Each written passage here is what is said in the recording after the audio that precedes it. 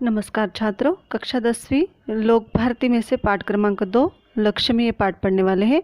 इसके लेखक हैं गुरबचन सिंह। इनका परिचय देती हूँ। सुप्रसिद्ध कहानीकार गुरबचन सिंह जी ने साहित्य के अनेक क्षेत्र में मुक्त लेखन किया है। इनकी भाषा सरल और प्रभावी है, इसी वजह से इनका साहित्य रोचक बना हुआ है। प्रस्तुत संवादात्मक कहानी में कहानीकार ने दिए गए वचन के प्रति जिम्मेदारी और प्राणी मात्रा के प्रति दया की भावना व्यक्त करते हुए पशु प्रेम दर्शाया है। लेखक का कहना है कि अनुपयोगी हो जाने पर भी प्राणियों का पालन पोषण करना ही मानवता है। इस कहानी के माध्यम से उन्होंने पशु प्राणी की प्रेम के प्रति, उनके प्रति दया की भावना का प्रसंग यहाँ पर स्पष्ट किया हुआ है। कहानी का मैं वाचन करती हूँ, आप उसे ध्यान से सुनिए। जहाँ पर मैं कठिन शब्द के अर्थ स्पष्ट करती हूँ उन्हें आप अवश्य लगे तो लिख लीजिए या ध्यान में रखिए, क्योंकि पाठ खत्म होने के बाद मैं उन्हीं शब्दों के अर्थ आपको पूछने वाली हूँ। आइए छात्रों, यह कहानी जो है ये कथा कथन पद्धति से कही जाती है, आपको ध्यान से सुनना है। उस दिन लड़के ने तेज में आकर लक्ष्मी की पीठ पर 4 डंडे बरसा दिए थे। तेज में आना, गुस्सा होना या आवेश होना। वह बड़ी भयभीत और घबराई थी। जो भी उसके पास जाता सिर हिला उसे मारने की कोशिश करता या फिर उछलती कूदती गले की रस्सी तोड़कर खूंटे से आज़ाद होने का प्रयत्न करना। करामत अली इधर 2-4 दिनों से अस्वस्थ बीमार। लेकिन जब उसने यह सुना कि रहमान ने गाय की पीठ पर डंडे बरसाए तो उससे रहा नहीं गया। वह किसी प्रकार चारपाई से उठकर धीरे धीरे चलकर बथान में आया। बथान यानी जहाँ पर गाय बैल की रहने का स्थान होता है। आगे बढ़कर उसके माथे पर हाथ फिरा, पुचकारा और हौले से उसकी पीठ पर हाथ फिरा।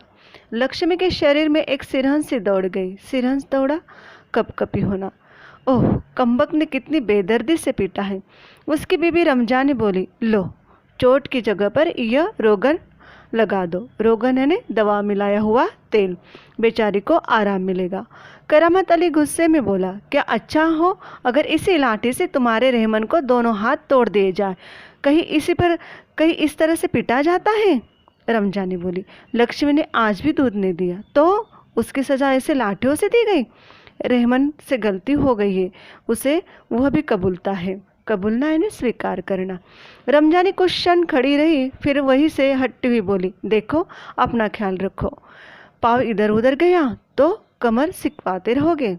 करामत अली ने फिर प्यार से लक्ष्मी की पीठ पर सहलाई। मुँह ही मुँह में बड़बड़ाया, माफ कर लक्ष्मी, रहमान बड़ा मूर्ख है।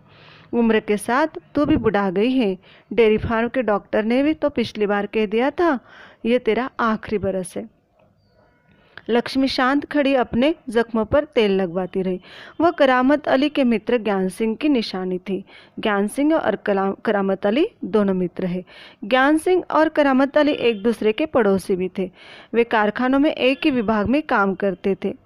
प्राय एक साथ ड्यूटी पर जाते और एक साथ ही लौटते। ज्ञान सिंह को मवेशी पालने का बहुत शौक था। मवेशी यानी कृषि कार्य में उपयुक्त या फिर दुधारू पशु। प्राय उसके घर के दरवाजे पर एक भैंस या गाय बंधी रहती। 3 बरस पहले उसने एक जर्सी गाय खरीदी थी।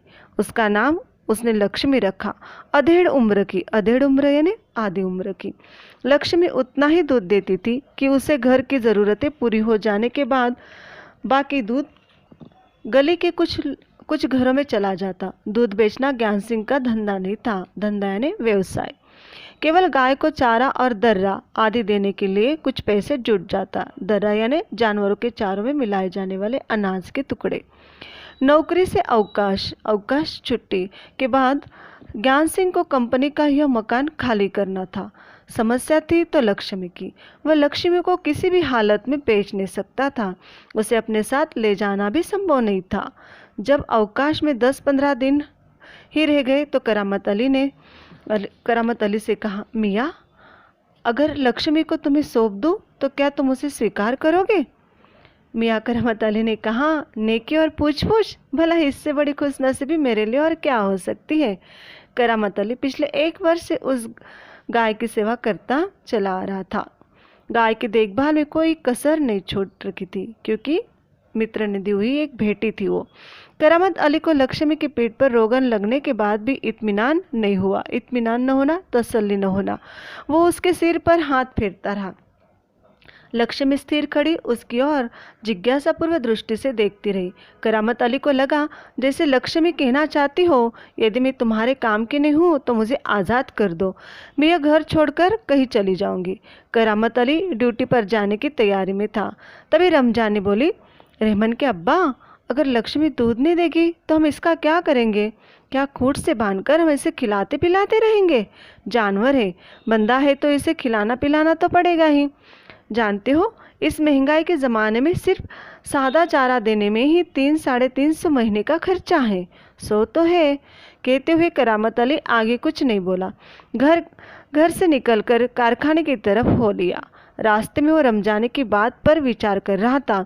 लक्ष्मी अगर दूध नहीं देगी तो इसका क्या करेंगे?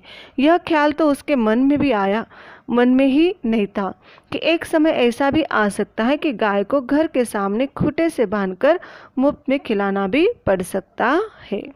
उसके साथी नईम ने उसे कुछ परेशान देखा तो पूछा, करामत मियाँ, क्या बात है? बड़े परेशान नजर आते हो। खैरियत तो है ना? खैरियत नहीं, कुशलता। ऐसी कोई विशेष बात नहीं है, कुछ तो होगा। क्या बताऊँ? गाय ने दूध देना बंद कर दिया है, बूढ़ी हो गई है, बैठकर खिलाना पड़ेगा। तो इस ज़माने में गाय भैंस पालने का खर्चा, इसमें परेशान होने की क्या ज़रूरत है? गाय बेच दो। करामत अली ने होक्का भरते हुए कहा। होक्का भरना, दीर्घ निश्वास लेकर।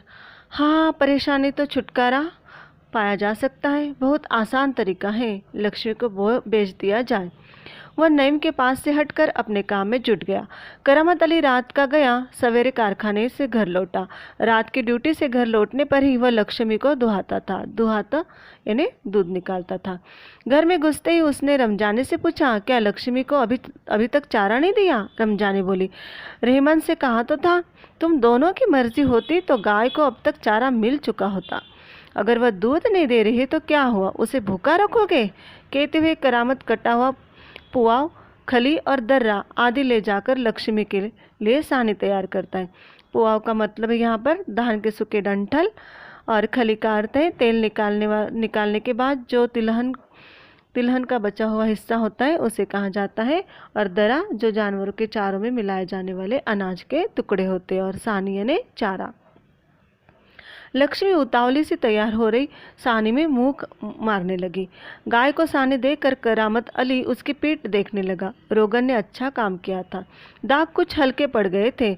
10-15 दिनों से यूं ही चल रहा था। एक दिन जब करामत अली ने पुआल लाने के लिए रमजानी से पैसे मांगे तो वो बोली, मैं कहाँ से पैसे दूँ? पहले तो दूध की बिक्री से पैसे मेरे पास जमा रहते थे, उसमें से तो देती थी, अब कहाँ से दूँ?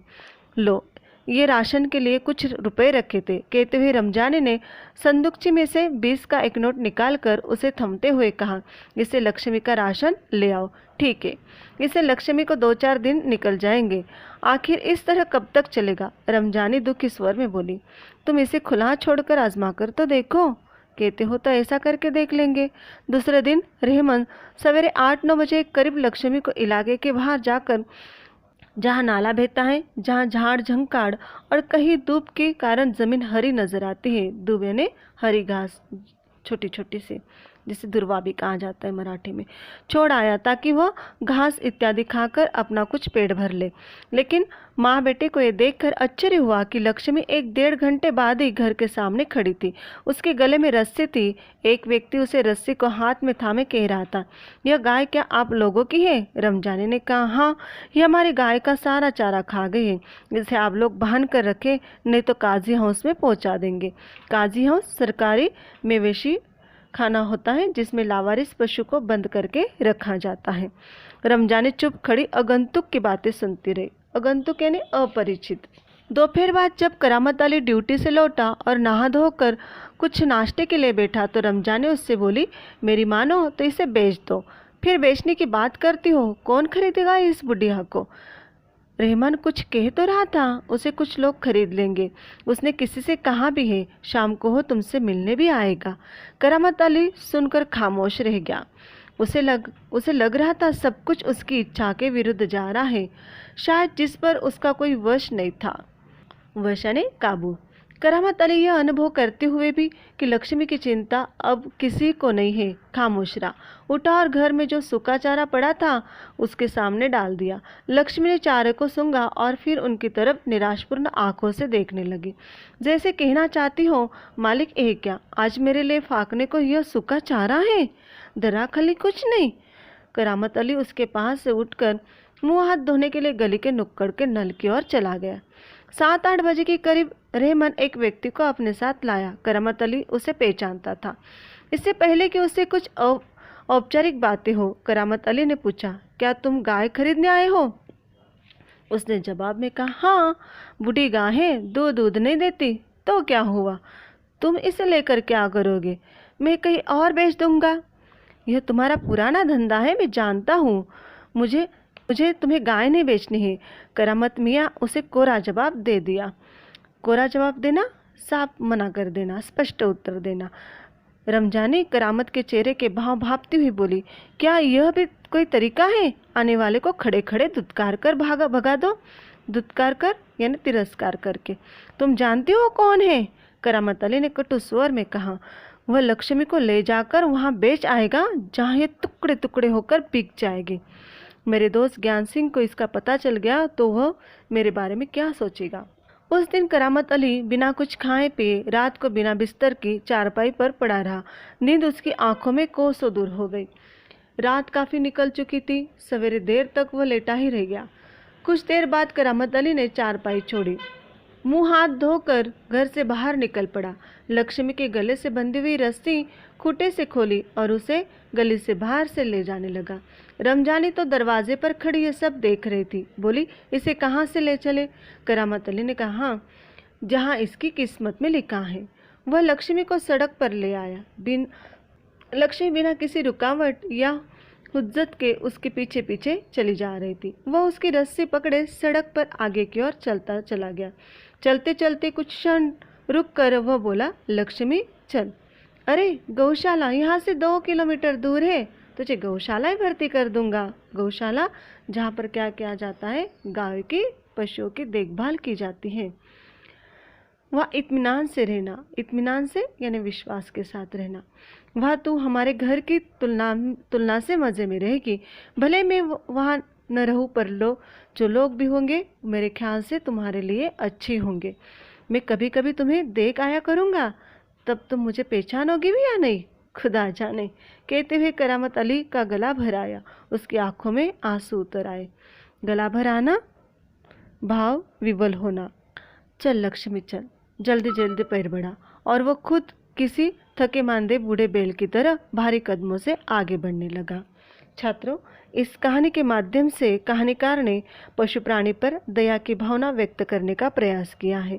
समग्र सृष्टि में जितने भी प्राणी हैं, पशु हैं, उन पर दया, सहानुभूति और उनकी देखभाल के लिए हमें प्रवृत्त करने का प्रयास किया है। यही कहानी का मुख्य आदेश है।